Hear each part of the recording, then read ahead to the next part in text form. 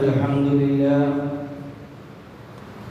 نحمده ونستعينه ونؤمن به ونتوكل عليه ونعوذ بالله من شرور أنفسنا ومن سيئات أعمالنا من يهده الله فلا مضل له ومن يضلله فلا هادي له أشهد أن لا إله إلا الله وحده لا شريك له وأشهد أن محمدًا عبده ورسوله أرسله بالهدى ودين الحق ليظهره على الدين كله وكفى بالله شهيدا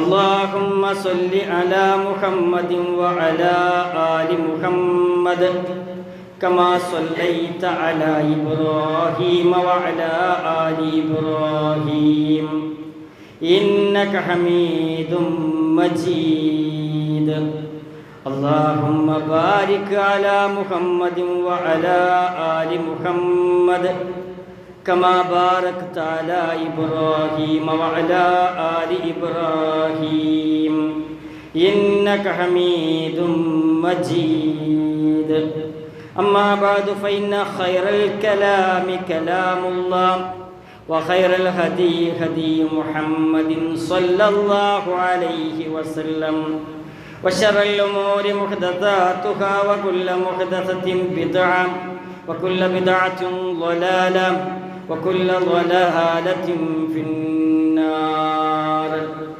يا أيها الإخوان والأخوات أوصيكم وإياي أولا بتقوى الله أعوذ بالله من الشيطان الرجيم بسم الله الرحمن الرحيم يا أيها الذين آمنوا اتقوا الله حق تقاته ولا تموتن إلا وأنتم مسلمون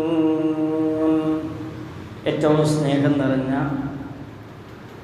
സത്യവിശ്വാസികളെ സത്യവിശ്വാസിനികളെ സഹോദരി സഹോദരന്മാരെ, അല്ലാഹു റബ്ബുൽ ഇസ്സത്തിന്റെ വിധിവിലക്കുകൾക്കനുസരിച്ച് ജീവിതത്തെ ക്രമീകരിക്കണമേ എന്ന് ആദ്യമേ എന്നോടും തുടർന്ന് നിങ്ങളോടും ഉപദേശിക്കുകയാണ്, വസിയ്യത്ത് ചെയ്യുകയാണ്.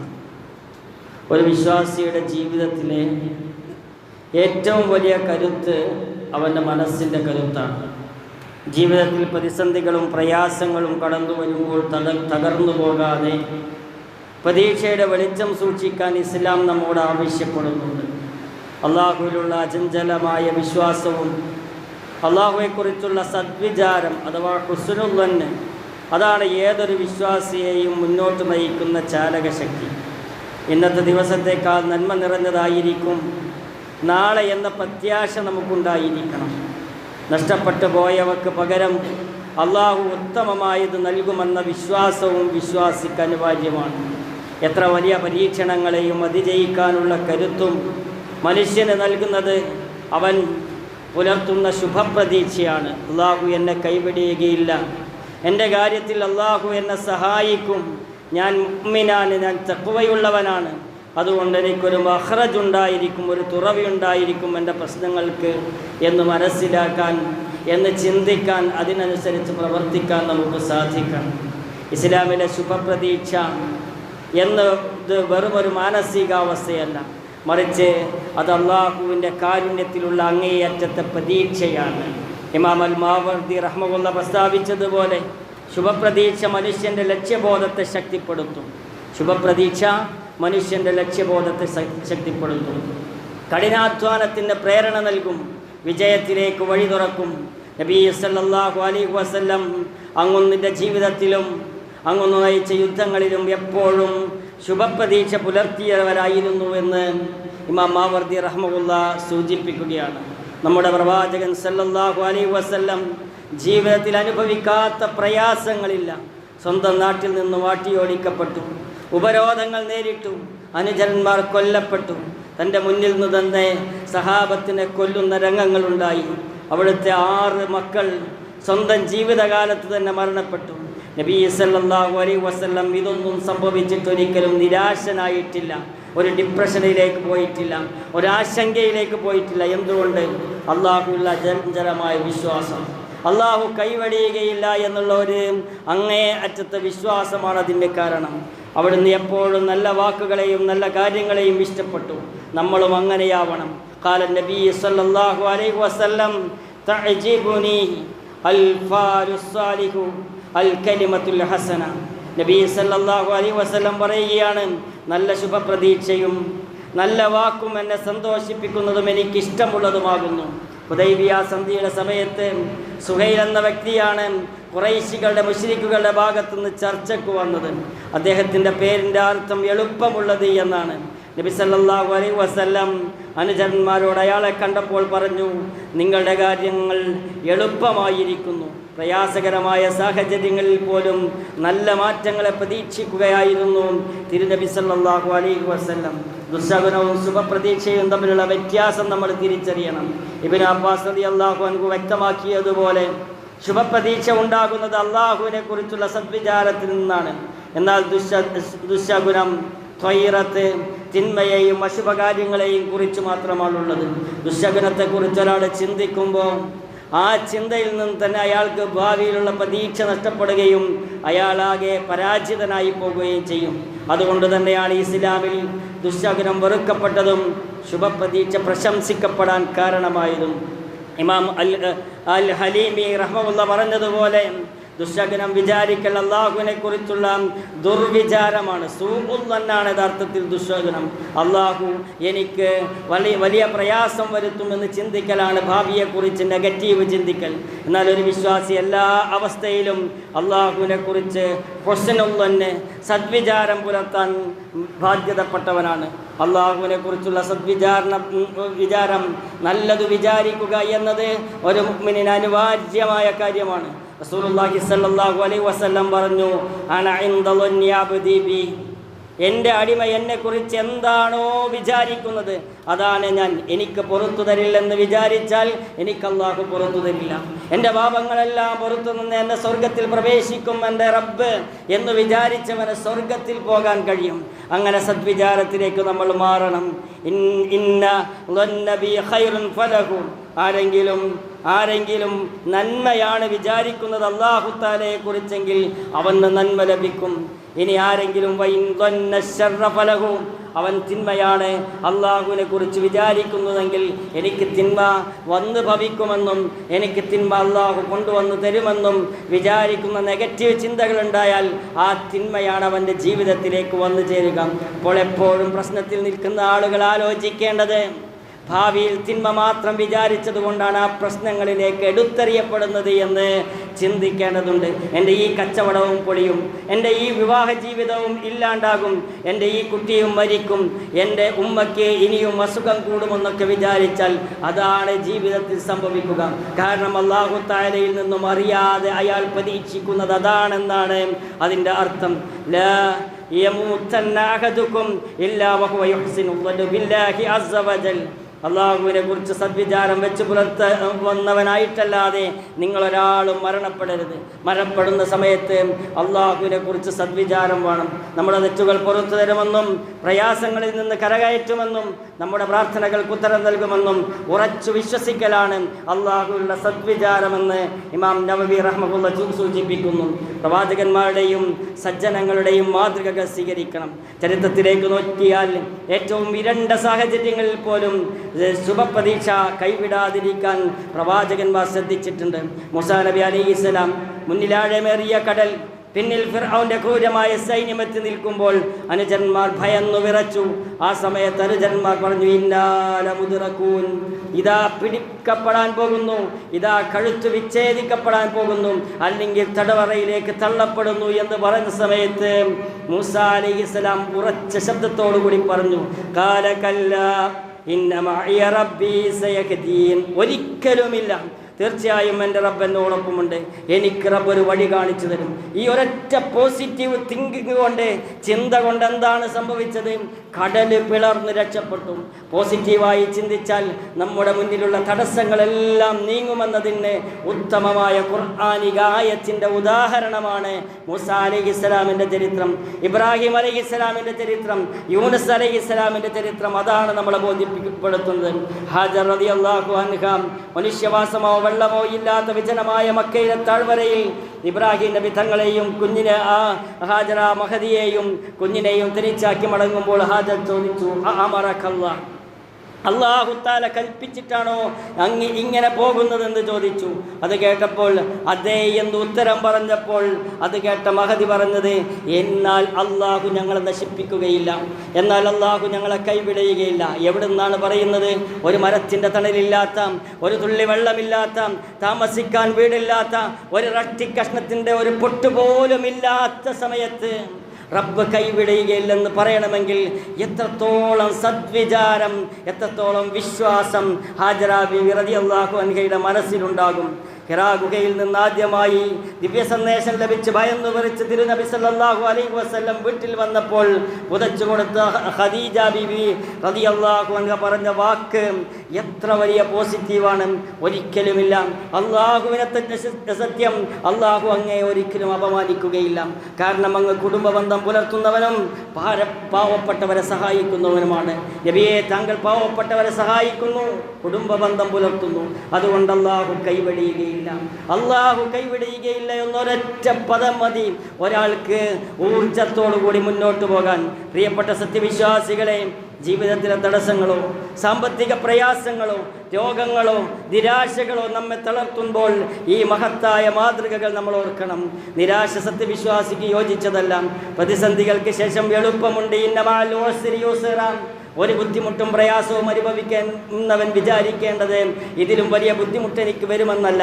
ഈ ബുദ്ധിമുട്ട് ഞാൻ സഹിച്ചാൽ ഇതിനേക്കാൾ എളുപ്പമുള്ളത് എൻ്റെ ജീവിതത്തിൽ വരാനുണ്ട് എന്ന പ്രതീക്ഷയാണ് ഒരു മനുഷ്യൻ്റെ വേണ്ടത്. അങ്ങനെ മുന്നോട്ട് പോകാൻ നമുക്ക് സാധിക്കണം. അള്ളാഹുവിനെ ഭയന്ന് ജീവിക്കാനും അവൻ്റെ കൽപ്പനകൾ അനുസരിക്കാനും ആദ്യമായി നമ്മൾ ശ്രദ്ധിക്കണം. അത് ശ്രദ്ധിച്ചാൽ മതി, നമ്മുടെ മുന്നോട്ട് പോക്ക് വളരെ ശുഭപ്രതീക്ഷയിൽ മുന്നോട്ട് പോകാൻ സാധിക്കും. ചരിത്രത്തിൽ ധാരാളം സംഭവമുണ്ട്. നബി സല്ലല്ലാഹു അലൈഹി വസല്ലമയുടെ ത്വായിഫ് അനുഭവം. നബി സല്ലല്ലാഹു അലൈഹി വസല്ലം അള്ളാഹുവിൽ നിന്ന് ഏറ്റവും നന്നായി സദ്വിചാരം പുലർത്തിയിരുന്ന ദേഹമായിരുന്നു. ത്വായിഫിൽ വെച്ച് അവിടെ കടുത്ത മനോവിഷമവും അക്രമവും നേരിട്ടപ്പോൾ പർവ്വതങ്ങളുടെ മലക്ക് വന്ന് അവിടുത്തോട് ചോദിച്ചു, ഉപദ്രവിച്ച ജനവിഭാഗത്തിൻ്റെ മേൽ ഈ മലയിട്ട് അവരെ നശിപ്പിക്കട്ടെ എന്ന് ചോദിച്ചപ്പോൾ പ്രവാചകന്റെ മറുപടി എന്തായിരുന്നു? അല്ല, അള്ളാഹുൽ യാതൊന്നിനെയും പങ്കുചേർക്കാതെ അവനെ മാത്രം ആരാധിക്കുന്ന ഒരു തലമുറ ഇവരുടെ സന്തതികളിൽ നിന്നും പുറത്തു വരും. അതുകൊണ്ട് അവരെ നശിപ്പിക്കാൻ പാടില്ലെന്ന് തന്നെ ആട്ടിയോടിച്ച് ഉപദ്രവിച്ച് കാലിൽ കല്ലെറിഞ്ഞ് രക്തം പുറത്തേക്ക് ചീറ്റി വന്നപ്പോൾ പ്രവാചകൻ ആ സമൂഹത്തിന് പുറത്തു കൊടുക്കുകയും അവരിൽ നിന്നൊരു തൗഹീദുള്ള തലമുറ പുറത്തു വരുമെന്ന് ആഗ്രഹിക്കുകയും ചെയ്യുകയാണ്. അബൂബക്കർ സിദ്ദീഖ് റളിയല്ലാഹു അൻഹു നാട്ടിൽ നിന്ന് ഹിജ്റ പോകാൻ നിൽക്കുകയാണ്. ഇബ്നു ദുഗന്ന എന്ന കാഫിർ മുശ്രിക് അദ്ദേഹം അഭയം നൽകുകയാണ്. ആ സമയത്ത് അബൂബക്കർ റളിയല്ലാഹു അൻഹു പറയുകയാണ്, നിന്റെ അഭയം ഞാൻ നിനക്ക് തിരിച്ചു തരുന്നു, അള്ളാഹുവിൻ്റെ സംരക്ഷണം കൊണ്ട് ഞാൻ സംതൃപ്തനാകുന്നു എന്ന്. നിനക്ക് നിന്റെ അഭയം വേണ്ട, എനിക്ക് നിന്റെ അഭയം വേണ്ട, അള്ളാഹുവിൻ്റെ അഭയം മതി എന്ന് തിരിച്ചു പറയുകയാണ്. ധാരാളം ചരിത്രം ഉണ്ട്. സുൽത്താൻ മുഹമ്മദ് അൽ ഫാത്തിഹിൻ്റെ ചരിത്രം. തൻ്റെ ചെറുപ്പകാലത്ത് ഗുരുവായ ഷെയ്ഖ് ഷംസുദ്ദീൻ കടൽ തീരത്ത് വെച്ച് കോൺസ്റ്റാന്റിനോപ്പിളിൻ്റെ കോട്ടമതിൽ കാണിച്ചുകൊണ്ട് തൻ്റെ ശിഷ്യനോട് പറയുകയാണ്, ഫാത്തിഹിനോട് പറയുകയാണ്, നബി സല്ലല്ലാഹു അലൈഹി വസല്ലം മുൻകൂട്ടി പ്രവചിച്ചതാണ് ഈ കോട്ട നമ്മൾ പിടിച്ചടക്കുമെന്ന്, മുസ്ലിങ്ങൾ പിടിച്ചടക്കുമെന്ന്. ആ ഒരൊറ്റ വാചകം കേട്ട് ശുഭപ്രതീക്ഷയോടുകൂടി മുന്നോട്ട് പോയപ്പോൾ തൻ്റെ 23-ാമത്തെ വയസ്സിൽ കോൺസ്റ്റാന്റിനോപ്പിൾ കീഴടക്കിയത് ഈ ശിഷ്യനായ മുഹമ്മദ് അൽ ഫാത്തിഹാണെന്ന് ചരിത്രത്തിൽ പറയുന്നു. ശുഭപ്രതീക്ഷയുടെ വിജയമാണത്. അത് ഹൃദയത്തിലേക്ക് ശുഭപ്രതീക്ഷ, അത് ഹൃദയത്തിലേക്ക് സന്തോഷം കൊണ്ടുവരും. ഉത്കണ്ഠയും ദുഃഖവും അകറ്റി മുന്നോട്ട് പോകും. മനോവീര്യം ഒരു വിശ്വാസിക്ക് ഏറ്റവും പ്രധാനമാണ്. അൽ മുഅ്മിനുൽ ഖവിയ്യ് ഖൈറുൻ അഹബ്ബ ഇലല്ലാഹി മിനൽ മുഅ്മിനിൽ ളഈഫ്. ശക്തനായ വിശ്വാസിയാണ് ബലഹീനനായ വിശ്വാസിയേക്കാൾ അല്ലാഹുവിന് ഏറ്റവും പ്രിയങ്കരൻ. ഇഹ്രിസ് അലാ മാ യൻഫഅക് വസ്തഈൻ ബില്ലാഹ് വലാ തഅജസ്. നിനക്ക് ഉപകാരപ്രദമായ കാര്യങ്ങളിൽ നീ താല്പര്യമുള്ളവനായിരിക്കുക. അള്ളാഹുവിനോട് സഹായം തേടുക. നീ ഒരിക്കലും തളർന്നു പോകരുത്. വിശ്വാസിക്ക് അള്ളാഹുവിൻ്റെ റസൂൽ സല്ലല്ലാഹു അലൈഹി വസല്ലം കൊടുക്കുന്ന ഉപദേശമാണ്. ശക്തനായ വിശ്വാസിയാണ് ബലഹീനനായ വിശ്വാസിയേക്കാൾ അള്ളാഹുവിന് ഏറ്റവും പ്രിയങ്കരൻ. എങ്ങനെയാണ് ഒരാൾ ശക്തനായ വിശ്വാസിയാവുക? ഹുസ്നുൽ-ളന്നിലൂടെയാണ്. അള്ളാഹുവിനെ കുറിച്ച് സദ്വിചാരത്തിലൂടെ ഒരാൾക്ക് ശക്തനായ വിശ്വാസിയാകാൻ കഴിയും. എങ്ങനെയാണ് ഒരു വിശ്വാസി ദുർബലനാവുക? അള്ളാഹുവിനെ കുറിച്ച് ദുർവിചാരം വിചാരിച്ച് എനിക്കിനി ഭാവിയിൽ ഒരു നന്മയും വരാനില്ല, വിജയവും വരാനില്ല എന്ന് ചിന്തിക്കുന്നിടത്താണ് അള്ളാഹുവിനെ കുറിച്ച് സൂബുള്ള് പ്രത്യക്ഷപ്പെടുന്നത്. നബി സല്ലല്ലാഹു അലൈഹി വസല്ലമയുടെ ചര്യയെയും അവിടുത്തെ ഉപദേശങ്ങളെയും ജീവിതത്തിൽ പിൻപറ്റാൻ നമുക്ക് ഈ ഒരു ചിന്തകളൊക്കെ സഹായിക്കുന്നുണ്ട്. അതുകൊണ്ട് എന്ത് പ്രതിസന്ധി ഉണ്ടായാലും തളർന്നു പോകാതെ അള്ളാഹു വിധിച്ചതാണത് എന്ന് വിചാരിക്കുകയും ഇനി എനിക്കൊരു നല്ല കാലം വരാനുണ്ട് എന്ന് ചിന്തിക്കുകയും ചെയ്യണം. അള്ളാഹു നമ്മെ എല്ലാവരെയും ആ സദ്വിചാരമുള്ള ശുഭപ്രതീക്ഷയുള്ള ആളുകളിൽ ഉൾപ്പെടുത്തുമാറാകട്ടെ.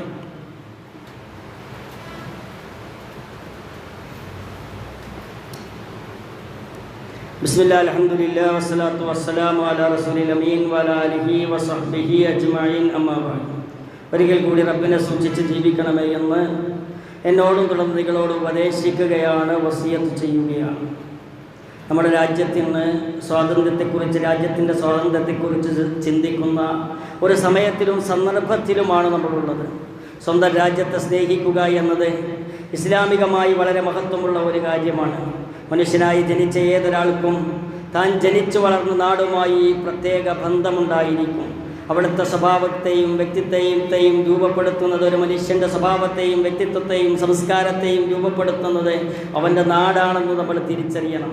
സ്വന്തം നാടിനോടുള്ള സ്നേഹവും അതിൽ നിന്ന് വിട്ടുപിരിയുന്നതിനുള്ള വേദനയും ഖുർആൻ അതിനെ സൂറത്തുൻ നിസാ 66-ാമത്തെ ആയത്തിൽ വിശദീകരിച്ചത് സ്വന്തം ജീവൻ നഷ്ടപ്പെടുന്നതിന് തുല്യമായിട്ടാണ് ഒരു വിശ്വാസിക്ക് തൻ്റെ നാട് ഉപേക്ഷിക്കേണ്ടി വരിക എന്ന് സൂറത്തുൻ നിസായിലെ 66-ാമത്തെ ആയത്തിൽ പറയുന്നുണ്ട്. മഹത്തുക്കളുടെ നിരീക്ഷണപ്രകാരം ഒട്ടകം എത്ര അകലെയാണെങ്കിലും ആ ഒട്ടകത്തിന് നാടണയാൻ കൊതിക്കുന്ന ഒരു സ്വഭാവമുണ്ടായിരിക്കും എന്ന് മഹത്തുക്കൾ പറയുന്നു. പക്ഷിക്ക് വരണ്ട കൂടാണെങ്കിലും വരണ്ട പ്രദേശമാണെങ്കിലും തൻ്റെ കൂട്ടിൽ തിരിച്ചെത്തുക എന്നത് പക്ഷിയുടെ ലക്ഷ്യമാണ്. മനുഷ്യൻ്റെ ഭൗതിക ലാഭങ്ങളെക്കാൾ തൻ്റെ നാടിനോടടങ്ങാത്ത സ്നേഹം മനുഷ്യൻ പുലർത്തുന്നുണ്ട് എന്നത് ശരിയാണ്. പ്രവാചകൻ്റെയും സഹാബത്തിൻ്റെയും ചരിത്രമെടുത്തു നോക്കുമ്പോൾ അള്ളാഹുവിൻ്റെ റസൂൽ സല്ലല്ലാഹു അലൈഹി വസല്ലമക്ക് മക്കയോടുള്ള ബന്ധം വളരെ വലുതായിരുന്നു. ജനിച്ച നാടിനോടുള്ള ബന്ധം. മക്കയിൽ നിന്ന് ഹിജ്റ പോകേണ്ടി വന്നപ്പോൾ പ്രവാചകൻ സല്ലല്ലാഹു അലൈഹി വസല്ലം മക്കയോട് വിതുമ്പിക്കരഞ്ഞ് തിരിച്ചു പോകുന്ന രംഗമുണ്ട്. അള്ളാഹുവിൻ്റെ ഭൂമിയിൽ ഏറ്റവും ഉത്തമമായതും പ്രിയപ്പെട്ടതുമായ നാട് നീയാണ്. എന്നെ പുറത്താക്കിയിരുന്നെങ്കിൽ ഞാൻ ഇവിടുന്ന് പോകില്ലായിരുന്നു എന്ന് പറയുന്നുണ്ട്. മദീനയോടുള്ള സ്നേഹം അത് പ്രവാചകൻ സല്ലല്ലാഹു അലൈഹി വസല്ലമിന് വലുതായിരുന്നു. മദീനയെ രണ്ടാമത്തെ മാതൃരാജ്യമായി സ്വീകരിക്കുമ്പോൾ യാത്ര കഴിഞ്ഞ് മദീനയുടെ മതിലുകൾ കണ്ടാൽ, യാത്ര കഴിഞ്ഞ് തിരിച്ചു വരുമ്പോൾ മദീനയുടെ മതിൽ കണ്ടാൽ അല്ലാഹുവിൻ്റെ റസൂൽ സല്ലല്ലാഹു അലൈഹി വസല്ലം ആവേശത്തോടുകൂടി വാഹനത്തെ ഒന്നുകൂടി തെളിക്കുമായിരുന്നു എന്ന് ഇബ്നുൽ അജൽ അസ്ഖലാനി റഹ്മഹുല്ലാഹ് ചരിത്രത്തിൽ നിന്നെടുത്ത് ഉദ്ധരിക്കുന്നുണ്ട്. ബിലാൽ ഇബ്നു റബാഹ് റളിയല്ലാഹു അൻഹു മദീനയിൽ പരിപിടിച്ച് കിടക്കുമ്പോൾ അദ്ദേഹം മക്കയിലെ പുൽമേടുകളെക്കുറിച്ചും അവിടെയുള്ള ഉറവകളെയും കുറിച്ച് ഓർത്ത് പാട്ടുപാടിയിരുന്നു എന്ന് ചരിത്രത്തിൽ പറയുന്നുണ്ട്. ഇങ്ങനെ നാടിനെ സ്നേഹിക്കാൻ നമുക്ക് സാധിക്കണം. എന്താണ് നാടിനോടുള്ള സ്നേഹം? നാട്ടിൽ നന്മയുണ്ടായാൽ എല്ലാവർക്കും അതിൻ്റെ ഗുണം ലഭിക്കും. കുഴപ്പങ്ങളുണ്ടായാൽ അതിൻ്റെ പ്രയാസം എല്ലാവരും അനുഭവിക്കേണ്ടി വരും. കപ്പലിൻ്റെ താഴത്തെ നിലയിലെ ആളുകൾ കപ്പലിൽ നിന്ന് വെള്ളം കിട്ടാൻ ഒരു ദ്വാരമുണ്ടാക്കിയാൽ ആ കപ്പൽ മുങ്ങിപ്പോകുന്നത് പോലെ നാട്ടിലെ തിന്മകൾ അത് എല്ലാവരെയും കൊണ്ടാണ് ഈ ലോകത്തുനിന്ന് അപ്രത്യക്ഷമാവുക എന്ന് മനസ്സിലാക്കണം നമ്മൾ. ഈ കപ്പൽ മുങ്ങി, ഈ നാടാകുന്ന കപ്പലിന് ദ്വാരം വന്ന്, തിന്മയാകുന്ന ദ്വാരം വന്ന് അതിലൂടെ വലിയ വെള്ളം ഉള്ളിലേക്ക് കയറിയാൽ നമ്മളെല്ലാവരും അതിൽ മുങ്ങി മരിക്കേണ്ടി വരുമെന്ന് ആലോചിക്കണം. വർഗീയതയും വിദ്വേഷവും വളർത്താൻ ബോധപൂർവം ശ്രമിക്കുന്ന ഈ കാലത്ത് അതിന് മുതിരാതെ, അതിനെ ചെറുത്ത് ഇസ്ലാമിൻ്റെ യഥാർത്ഥ ഇസ്സത്ത് കാണിച്ച് ഈ നാടിനെ സ്നേഹിച്ച് മുന്നോട്ട് പോകാൻ നമുക്ക് സാധിക്കണം. അതേപോലെ നാട്ടുകാരുടെ വിശ്വാസം, അള്ളാഹുവിനെ കുറിച്ചുള്ള സൂക്ഷ്മത, അതാണ് ഒരു നാട്ടിൽ ബറക്കത്തിറങ്ങുന്നത്. കുറേ സത്യവിശ്വാസികൾ ഉണ്ടായാൽ, കുറേ സൽക്കർമ്മികൾ ഉണ്ടായാൽ, ആകാശത്തു നിന്നും ഭൂമിയിൽ നിന്നും അവർക്ക് ബറക്കാത്തുകൾ ഇറങ്ങുമെന്ന് അല്ലാഹു തആല ആറാഫ് 96 പറഞ്ഞിട്ടുണ്ട്. അതേപോലെ രാജ്യത്തിൻ്റെ സമാധാനത്തിനും ക്രമസമാധാനത്തിനും ദീനീ പ്രമാണങ്ങൾക്ക് വിരുദ്ധമല്ലാത്ത കാലത്തോളം രാജ്യത്തിലെ ഭരണഘടനയെയും നിയമങ്ങളെയും അനുസരിക്കൽ മുസ്ലിമിന് ബാധ്യതയാണ്. നാട്ടിൽ ആരാധനാ സ്വാതന്ത്ര്യമുണ്ടാകുമ്പോൾ, ദഅവത്തിൻ്റെ സ്വാതന്ത്ര്യമുണ്ടാകുമ്പോൾ ഇവിടെ ഇസ്ലാമികത്തിനെതിരല്ലാത്ത എല്ലാ നിയമങ്ങളും പാലിക്കൽ ഓരോ പൗരനും ബാധ്യതയാണെന്ന് മനസ്സിലാക്കണം. ഹുലൈൽ ഇബ്നു ഇയാദ് പ്രസ്താവിച്ചതുപോലെ ഉത്തരം ലഭിക്കുന്ന പ്രാർത്ഥന ഉണ്ടെങ്കിൽ ഭരണാധികാരിയുടെ നന്മക്കായി പ്രാർത്ഥിക്കും, നല്ല മനസ്സിനായി പ്രാർത്ഥിക്കും, നാടിൻ്റെ ധാർമ്മികതക്കായി പ്രാർത്ഥിക്കുമെന്ന് ഹുലൈൽ ഇബ്നു ഇയാദ് റഹ്മഹുള്ള പറയുകയാണ്. ഈ ഒരു ജനാധിപത്യ രാജ്യമായി ഇന്ത്യയുടെ ഭരണഘടന നൽകുന്ന ആ ഒരു അവകാശങ്ങൾ സംരക്ഷിക്കാനും ഭരണഘടനാ മൂല്യങ്ങൾ തകർച്ചകർക്കെതിരെ ജാഗരൂകരാകാനും നമുക്ക് ബോധമുണ്ടായിരിക്കണം. ആ രൂപത്തിൽ ഒരു പൗരൻ്റെ ധർമ്മം കൃത്യമായി നിർവഹിക്കാൻ നമ്മൾ ഓരോരുത്തരും ശ്രദ്ധിക്കണം. ഇന്ന് നമുക്കുള്ള ആരാധനാ സ്വാതന്ത്ര്യം, ദീൻ പ്രബോധനം ചെയ്യാനുള്ള സൗകര്യങ്ങൾ അത് പരമാവധി പ്രയോജനപ്പെടുത്തിയാൽ മാത്രമേ നാളെ അല്ലാഹു തആല കാവലായി നമ്മുടെ കൂടെ ഉണ്ടായിരിക്കുകയുള്ളൂ എന്ന് ചിന്തിക്കണം. രാജ്യത്തിൻ്റെ കാര്യത്തിൽ ആശങ്കയാണ്, അങ്ങനെയല്ല, ശുഭപ്രതീക്ഷ വേണം. ഏത് പ്രശ്നമുണ്ടായാലും അത് പരിഹരിക്കാനും നമ്മുടെ കൂടെ നിൽക്കാനും നമ്മുടെ കാര്യത്തിൽ അങ്ങേയറ്റത്ത് സഹായം ചെയ്യാനും സർവശക്തനായ അള്ളാഹു കൂടെയുണ്ട് എന്നൊരു വിചാരം, സദ്വിചാരം നമ്മുടെ മനസ്സിലുണ്ടായിരിക്കണം.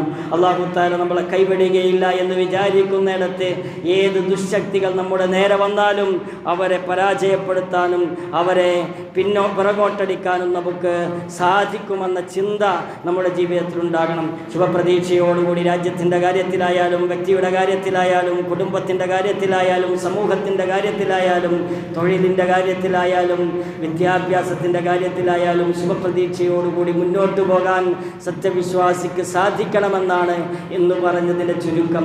അല്ലാഹു തആല ശുഭം പ്രതീക്ഷിച്ച് മുന്നോട്ട് പോകുന്ന സത്യവിശ്വാസികളിൽ അല്ലാഹു തആല നമ്മൾ ഓരോരുത്തരെയും ഉൾപ്പെടുത്തുമാറാകട്ടെ. പരലോകത്ത് വമ്പിച്ച പ്രതിഫലം ലഭിച്ച് സ്വർഗത്തിൻ്റെ ഉന്നതങ്ങളിലേക്ക് എത്താനുള്ള തൗഫീഖിനെ അല്ലാഹു തആല പ്രദാനം ചെയ്യുമാറാകട്ടെ. നമ്മുടെ മാതാപിതാക്കൾക്ക് അല്ലാഹു തആല പുറത്തു കൊടുക്കുമാറാകട്ടെ. അവരെയും നമ്മളെയും നമ്മുടെ ഇണകളെയും നമ്മുടെ സന്താനങ്ങളെയും അവൻ ജന്നാത്തുൽ ഫിർദൗസിൽ അലയിൽ ഒരുമിച്ച് കൂട്ടുമാറാകട്ടെ.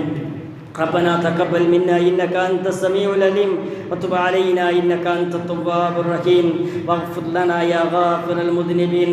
ربنا آتنا في الدنيا حسنة وفي الآخرة حسنة وقنا عذاب النار والحمد لله رب العالمين. اللهم صل على محمد.